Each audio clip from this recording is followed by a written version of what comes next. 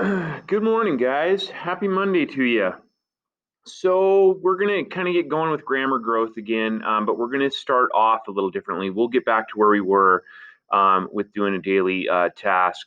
But for now, because it's kind of a bigger thing, we're going to start in this manner, which is basically my introducing something and then having you do some practice with that. All right. And so, with that, it sounds maybe a little scary. It's kind of a big term. It's called parallel structure or parallelism.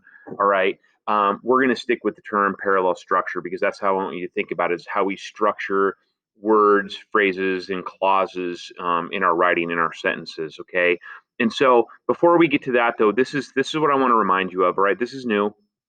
Let's proceed accordingly. You will not be experts on this. All right, not even close. You'll have some exposure and you'll gain some experience. All right, and so it is with that mindset that I want you to approach parallel structure. Okay, so don't forget that. Down below, you're going to find a bunch of terms maybe that are unfamiliar to you. Don't let yourself get overly confused by the terminology.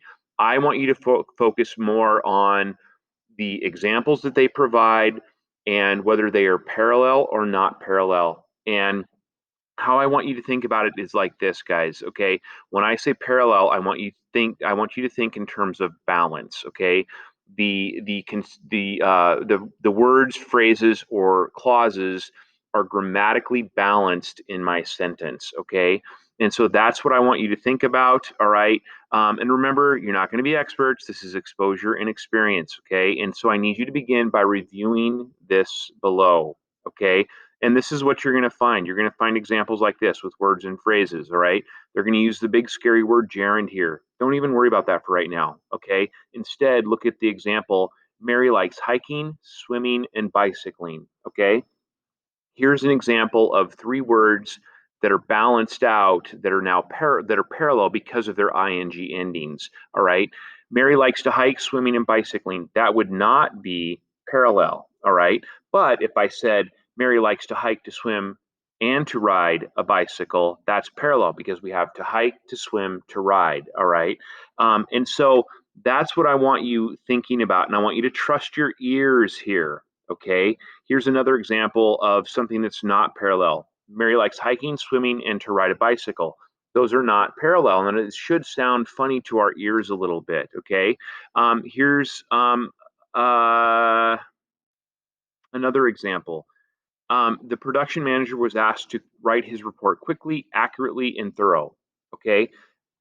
Thoroughly should be how it's written because again that sounds better, it's more balanced, all right? And so those are the types of things that I want you to go down through this list and I want you to consider, all right? Then you're going to have an opportunity today to do some practice, all right? And this is how I want you to do this practice, okay? For each sentence, I want you to highlight the correct choice, okay? And your choices are either it's parallel or it's not parallel. If the sentence is not parallel, underline the part of the sentence that needs to be changed to make the sentence parallel. Again, remember we're thinking balance here. Revise the incorrect sentence by rewriting it in the indicated space, okay? See the example. So here's my example. The new normal for school was discomforting, challenging, and it depressed some students. Okay. Um, the new, okay, so this is obviously not parallel. So I highlighted that. All right. I identified that, wait a minute, of these three things, one of these things does not fit here. It depressed some students, does not fit. All right. And so I need to revise it. And to do that, I just added the word depressing. Okay. So the new normal for school was discomforting, challenging, and depressing. All right. Now it is balanced out. Okay. It's your turn to do the ones that follow. And then when you get done, there's an answer key at the end. Okay. And so that is something that you can check. All right. Just as we normally do with grammar growth. And again, this is exposure and experience, not becoming experts, folks. All right. And so I just want you to jump in with this. I want you to give it a shot. All right. I want you to trust your ears and I want you to think balance. Hopefully this walkthrough helps. Okie dokie. If you need help, reach out, my friends.